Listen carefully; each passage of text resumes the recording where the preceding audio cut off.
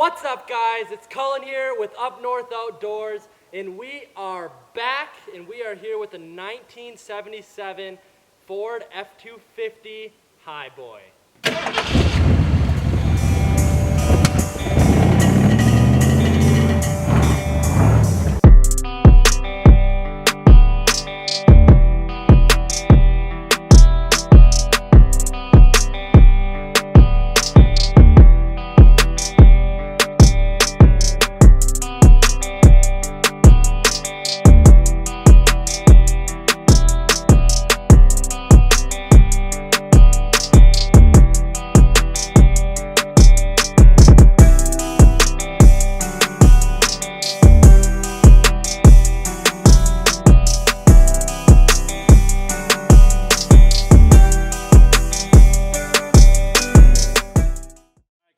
In a little bit here, I'm going to be giving you guys all the details and the full rundown on the new Highboy. But real quick, let's rewind to about a month ago when we drove out to Montana, looked at this truck, and drove actually all the way to Oregon and back. Let's rewind to then real quick when we first looked at this truck and purchased it, and then we'll meet back here. Let's run it.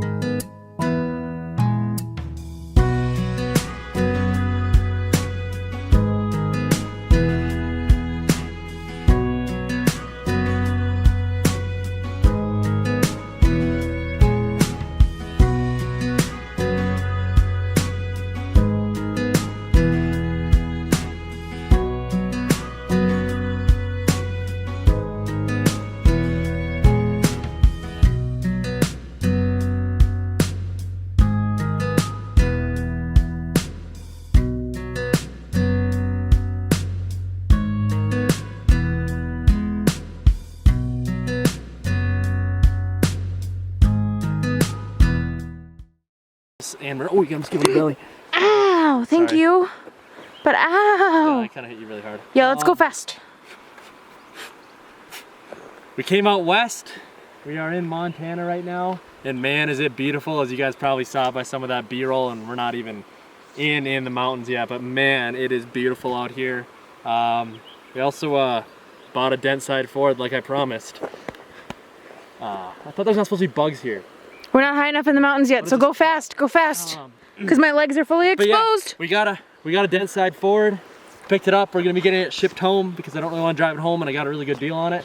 And then we're driving. We're still gonna go to Oregon, and we're gonna have some fun. I'm getting mauled. Yeah, just here. Look at the truck. All right, guys. I just wanted to throw in that little bit of footage because we had a really fun trip. We planned on filming the entire trip because originally we weren't going to be shipping the truck back. We were going to be driving the truck back and do a whole adventure out of that, but plans changed. And we were going to film our whole adventure in Oregon and everything, and what we're doing is we drove all the way there because basically my best friend lives out there and his fiance, so we went out there to visit them. We've never been out there, and they've lived out there for quite a few years now, so we came to visit them for the first time because they've been out here quite a bit, and we just haven't made it out there yet, and we just had a lot of fun. And we were going to film it, but we just decided that instead of filming, that we were just going to enjoy it because it's been a long time since Marie and I just made a fun trip and just enjoyed it and had fun with our friends. So sorry we didn't get a ton of footage besides when we were driving, but I hope you guys just enjoyed those little clips because man, is it beautiful out there. And we plan on making a ton of trips here soon and going on adventures on the channel, so there definitely will be a lot of trips where we will be filming. So yeah, getting this truck, we picked it up. We bought it in Montana, then drove to Oregon, and then drove back and got the title on our way back because I was dumb and didn't get that right away because in the state of Montana, stuff's gotta get endorsed or whatever, the name of it, whatever it's called. And then drove back here because part of the deal is that they're gonna ship it back here, which purchasing this truck and getting it shipped back here turned into such an absolute headache and ordeal, and that's why it's been a month since this video. I bought this truck over a month ago, and I just got this truck here probably a week ago. So it was almost a month ordeal of actually getting this truck back home in my hands. Now, if I talk about that now, this would be a long video, so if you guys want to hear the absolute headache and some of the bull crap of buying trucks on Facebook and some of the people that I had to deal with, and just lies, sneakiness, ridiculousness, let me know in the comments below, and I'll make a whole video. I might do it anyway, just explaining the absolute headache of buying this truck. But anyway, let's look through it here. It's a 1977 Ford, obviously, F-250. It's a true Highboy. It's got the right VIN. It's got the divorce transfer case. This truck was made the same year my dad was born. And it's pretty clean. It's in really, really good shape. That's why I ended up spending the money and picking up this one and making the trip, because I've been looking for a very, very long time for one of these trucks. This is one of my favorite body styles of Ford. The only difference is I love a crew cab, but I don't have 50 grand to throw around for a clean crew cab. It's almost what those things are going for nowadays in this market, but it is a very clean, awesome truck. Now this truck isn't, it's not perfect. It's not like a show quality truck, you know, and I didn't spend full show quality prices on it either. It has been repainted, obviously, and it was probably repainted a little while ago. I mean, it's got some chips and whatnot, but the big thing is that it's got almost no rust and very minimal amount of Bondo. I checked the whole truck with a magnet and didn't really find hardly any Bondo. The one little rust spot we got is right here in the corner of the door. A little bit of rust starting here, hardly anything. And it'd be very easy to fix and stop that. And then right here on the back, you can see it's a little rusty right here. It looks like it's kind of been, well, I guess it's not really rusty anymore. It's just kind of a chip there, but you can tell it's probably, I think it's been Bondoed right here. But that's like basically the only spot I really found much for Bondo. And there's a little bit of bubbling right here. But other than that, there's literally no rust. The whole chassis is clean. The rest of the body is clean. There's no big dings or dents on the truck anywhere. It's very straight, very solid. So it's perfect for what I'm going to be doing with it, and it's not too perfect either, which is a good thing. But in all honesty, this truck ended up being a little nicer than what I was actually wanting. What I was looking for is something that honestly hadn't been repainted, maybe did have some dings and scratches and stuff, because kind of my plan for this truck is to be turning it into what the 4Runner was supposed to be, an off-road adventure rig. And the 4Runner kind of flopped, and honestly, I didn't enjoy it as much either, because everyone and their brother that does overlanding buys a 4Runner or a Jeep. You know, those are the two #1 vehicles, throw roof tents on them. You know, it's too mainstream and not really my style. So what I want to do with this truck is build this truck into an off-road adventure rig with more of the up north outdoors style. You know, 1977 Ford. You don't see many overlanders built like these. And obviously we're gonna do some off-roading, have some fun with it, and I got a ton of plans for this truck already. So that's kind of, this truck is gonna be what the 4Runner was supposed to be. So, and it's gonna be definitely be one of a kind. I did almost actually buy a 12 valve swapped dent side that was in Iowa, but they wanted more than what I bought this truck for, and it was very, very, very rusty. So it wasn't, I mean, it was probably worth the money, but it wasn't quite worth the money for me. I didn't want to buy something that was rusted out, and it had a lot of rust. It definitely would have been, the powertrain would have been a lot more reliable and more efficient for what we're gonna be doing with this truck, but I mean, we could always do motor swaps later. Interior is really clean too. It's in pretty good shape. The dash and everything. It's got, pretty sure these are the original door panels. This one, I mean, they're not perfect. Then I don't think this is an original bench seat, but it's got a bench seat in it. It's not too torn up. Anyway, drivetrain, Colin, stay on topic. Let me pop this bad boy. Oh. So under the hood, we have got a older 460. And the thing is that these trucks actually in this year never originally came with a 460 actually. So this has been swapped in here. It's a carbureted, it's got a Holley carb on it.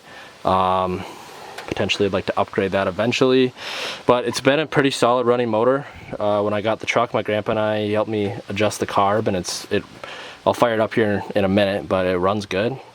It's got an old crappy oil pressure gauge in there. I'm not sure if that thing works or not though, because after I'm driving it for a bit, when I'm idling, it says oil pressure's at 0. So I don't know. It's definitely got some oil leaks though too. Valve cover, the back left, the valve cover there, it's got a bit of an oil leak that drips down, and then somewhere on the front here, we've got an oil leak as well that definitely needs to be addressed in the future, but it's not like a crippling spraying oil everywhere leak. I can still definitely drive it around, just keep an eye on the oil. Now these older 460s, they're not like the ones in the OBS trucks. The OBS trucks had all the smog bullcrap in them, and they were kind of dogs, where these ones are actually 365 horsepower stock. That's what they were factory, these older carbureted ones. So these ones, when you think 460, don't think like the OBS 90s 460s. This is like old school horsepower 460. Under the truck here, we've got the factory, well, I don't know if it's factory, but it's got the original placement or whatever, divorce transfer case.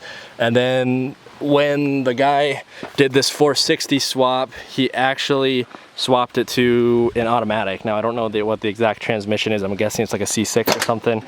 But yeah, it used to be a manual. You can see the pedal still down there. But he did a good job swapping the automatic. He swapped the column and everything. And normally I would have liked to have the manual, but these trucks had just the 4-speed in them with basically a 3-speed, because first gear was a granny gear. So if I was wanting to go on any adventures, 60 miles an hour would probably be my top speed if it still had the 4-speed.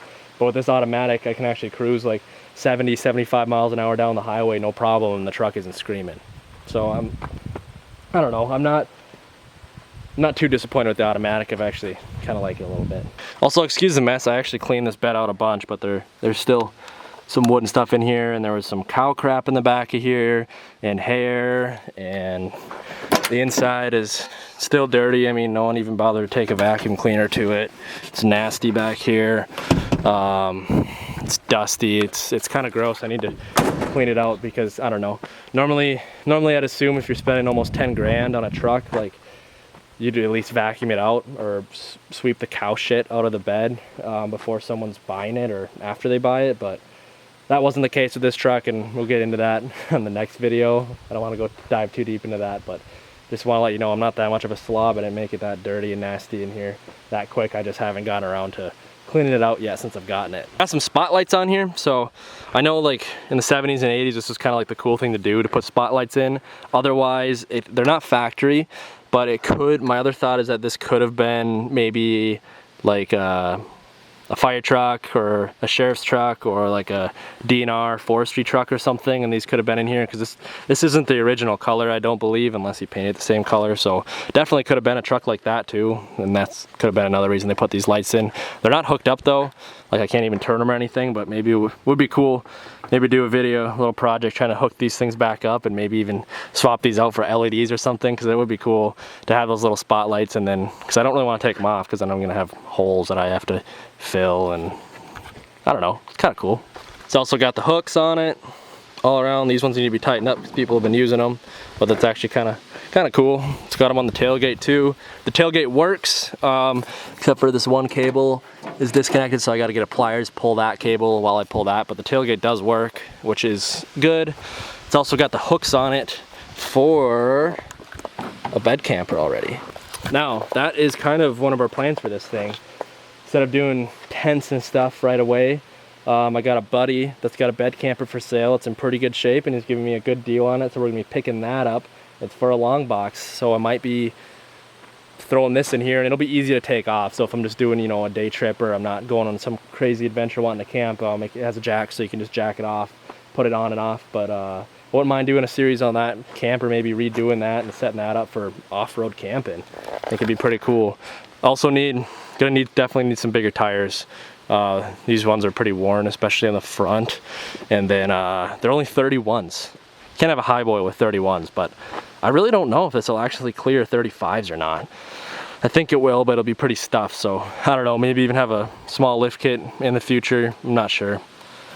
Don't know quite how big I want to go with this yet. Suppose I can fire it up for you guys.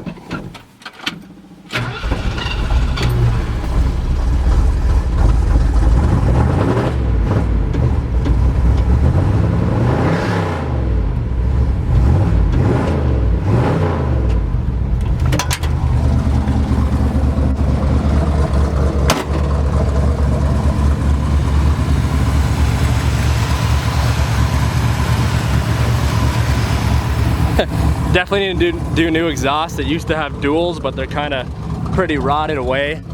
I think the one cuts off right there, and then the other one cuts off a little farther down on the other side, but it sounds good. Also, definitely want to see if I could find a factory rear bumper for this, because I'm not really a fan of this big chunky thing down here and this built-on hitch. I'd like to put an actual receiver hitch on it, bolted to the chassis. But if anyone does have a rear factory bumper in Minnesota, especially northern Minnesota, that they want to part ways with, I mean, I'll buy it from you guys. But I would like to get a factory bumper on there, because I just really don't like the look of that. It just kind of ruins the look for me. So I've done a couple little things to the truck since I've got it. Nothing major, nothing really worth filming. I did an oil change on it. Did an oil change, swapped the oil filter, because, you know, when you're buying a used vehicle, especially one like this where it seems like I mean, the people didn't bother to clean it out, so who knows when they've bothered to do an oil change on it. And then I also tightened up a couple bolts in the steering. I probably should do new tie rod ends, but so that castle nut right there was like finger loose. And the same with that side, like they're ready to go. Literally the only thing keeping those things on were the pins probably on the castle nuts. So I tightened those bad boys up, and steering's a lot tighter now, a lot better. Definitely still needs a little bit of work though. And then I do actually, I guess that's really the only things I've done to it, but I do need to get, oh yeah, it had some ugly mud flaps. That were welded on with angle iron hanging down. Kind of the same as a 7.3 too. I guess that's just a thing of the vehicles I buy. So they have ugly mud flaps hanging down, but I cut those off or unbolted them. Threw new plates on it. And that's about all I've done to it. I did notice when I was filming this drone footage though, I do have a taillight that's out, so that's something that needs to be addressed. But yeah, definitely got a lot of plans for this truck. Yeah, besides tires, doing bigger tires, possibly a smaller lift kit, doing the bed camper, which we for sure want to do. What are you guys' ideas? What do you want to see me do with this truck? The plan is, I want to keep it somewhat nice. I'm not going to beat the absolute piss out of it. Like, I'm not going to just probably bomb it through bogs and be as harsh to it like I was to the Fummins. But I do want to make this an off-road rig. I mean, maybe even see if we can make it a little more reliable and drive it out to the mountains, you know, go up to the Iron Range up here in Minnesota and go on some adventures with it, hit some trails with it, have some fun with it. That is really what I want to do with this truck. So along those lines, what do you guys want to see me do with it first? Let me know in the comments below, because I'm really excited about this truck. Also, another big thing we're doing with coming back, I know I've been talking about it for over a year now, but we are going to be finishing the Fummins. In the meantime, we're going to be working on this truck right now. We're just waiting to get the body parts still. We're kind of waiting. I want to wait until I've got enough money set aside that I can just buy everything at once. Basically, I'm just saving up a little bit more right now, so then I can just drop a big chunk of money on getting all the body parts I need, all the paint parts I need, maybe even the new wheels and tires, and just be able to just do it all at once, so then we can have everything and then we can just hit it hard and get it finished quickly. So that's kind of the plan with that. That's why I know we're talking about it, we're not doing anything, but we are saving up for it, and hopefully it'll be coming soon. But that is something we're not forgetting about as the Fummins. But in the meantime, we're going to be working on this rig, having fun with this rig. Yeah. Well, hope you guys enjoyed this video. Don't leave quite yet though. We're going to be doing the Bible verse of the day. Thanks for watching today's video, guys. I am just super excited about the future up north outdoors, and I hope you guys are excited about this new rig. But to close out today's video, I really want to do a quick Bible verse of the day. So today's verse, we'll just hop right into it. Ephesians 3:20. Now to him who is able to do immeasurably more than all we ask or imagine, according to his power that is at work within us. To him be glory in the church and in Christ Jesus throughout all generations, forever and ever. So basically what this verse is saying, now to him who is able to do immeasurably more than all we could ask or imagine. So basically imagine the most insane thing that could possibly be done or you could possibly ask for. God is able to do more than that. That's how powerful of a God that our God is that he can do anything. He can do immeasurably more than all we could ever ask or imagine, and according to his power that is at work within us. So our God is great, our God is awesome, and our God is powerful. Jesus loves you guys, and I will see you in the next video.